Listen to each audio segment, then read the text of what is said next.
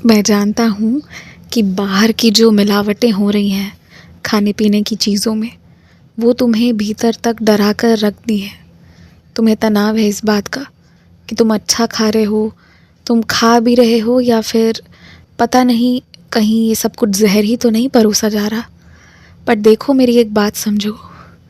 तुम जैसे ही मुझे भोग लगा देते हो, जैसे ही मेरा नाम लेते हो, वो सारा खाना प्रसाद में परिवर्तित हो जाता है। और जब वो प्रसाद में परिवर्तित हो गया तो सोचने की आवश्यकता ही नहीं है। इसी वजह से मैंने ये नियम बना रखा है कि मैं चाहता हूँ कि मेरे सभी बच्चे खाने से, कुछ भी ग्रहण करने से पहले मेरा नाम लें। इसके अलावा मैं तुम्हें बता दूँ, तुम्हारे पास तक जो चीज़ें पहुँचती हैं वो शुद्ध ही होती हैं। अशुद्ध चीज़ें तुम्हारे घर पर आकर खराब हो जाती हैं, सड़ जाती हैं और फिर तुम्हें उसे फेंकना पड़ता है। परंतु अशुद्ध चीज़ें, मिलावट वाली चीज़ें मैं तुम्हें ज़रा भी नहीं खाने देता। तुम इन सब चीज़ों का तनाव ही मत लो, ये सब तुम्हारे हाथ में नहीं है। हाँ, कोई भी चीज़ आ रही है उसे अच्छे से धो, अच्छे से साफ़ करो, ये सब चीज़ का पूरा ख्याल करो। लेकिन इसके अलावा इस चीज़ का तनाव लेना गलत होगा। तनाव मत लो।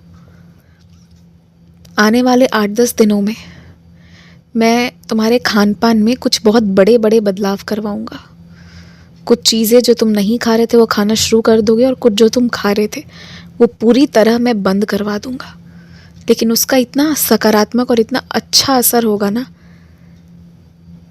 कि तुम भी खुश हो जाओगे, तुम्हें भी बहुत अच्छा लगेगा।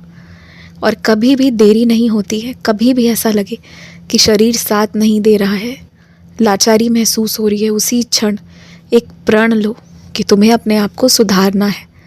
और फिर तुम्हें इतने रास्ते, इतने विकल्प दिखेंगे और सारे घरेलू नुस्खे, तुम्हें अलग से कुछ करना भी नहीं पड़ेगा और जीवन सुंदर ढंग से परिवर्तित हो जाएगा। ये मेरा वादा है तुमसे। इसीलिए कभी भी अपनी लाचारी, बेबसी को अंत नहीं समझना चाहिए, बल्कि वो दुख का अंत है और अच्छाई की, सुख की शुरुआत है, ये मानना चाहिए।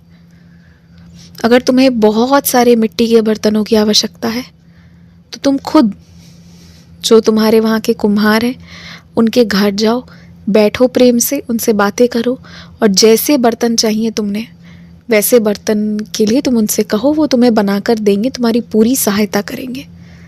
मिट्टी की चीज़ों के लिए तुम मत घबराओ। मैं तुम्हें जहाँ का पता बतलाऊँगा और तुम्हें जहाँ तक पहुँचाऊँगा, बड़े अच्छे लोग मिलेंगे तुम्हें, तो उसका तनाव मत लो। बस आज मैं तुम्हें एक चेतावनी दे रहा हूँ, ठग से सावधान रहना।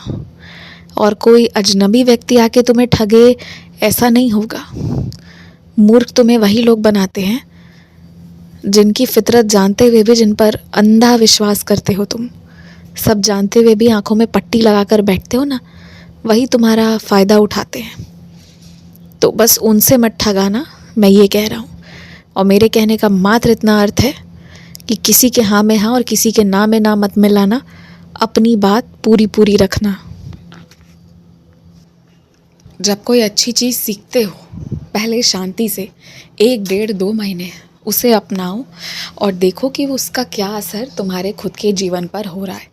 जब उसका असर 2-3 महीने बहुत अच्छे से सकारात्मक तरीके से हो जाए, उसका अच्छा प्रभाव तुम्हें दिखे, किसी भी चीज़ से जुड़ी हुई हो, आर्थिक हो या फिर वो तुम्हारे शरीर से जुड़ी हुई चीज़ें हों, स्वास्थ्य से जुड़ी हुई चीज़ें हों या कुछ भी हो, फिर उसकी बातें औरों को बताओ। कम लोगों को बताओ, एकदम से सभी को मत बताओ, धीरे धीरे करके लोगों को बताना शुरू करो।